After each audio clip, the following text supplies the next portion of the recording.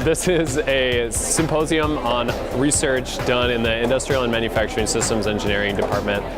It showcases undergraduate and graduate research and projects that students have been working on for 1 or 2 semesters here at Iowa State. Yeah, it's been awesome. I've been doing this program since freshman year and I'm a senior now, and it's totally shaped my experience at Iowa State, giving me the opportunity to ask questions about the world and ask questions about engineering, and then being told, go find the answer.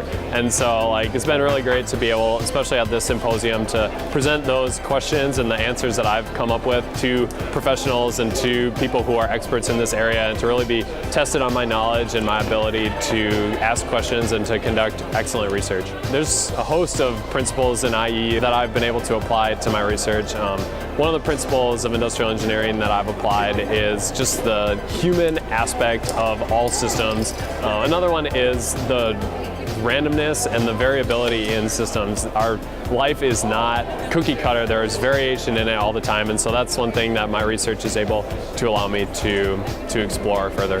So it's actually a great opportunity to make practices, because we only present this type of works for conferences or maybe our prelim exam or final exam.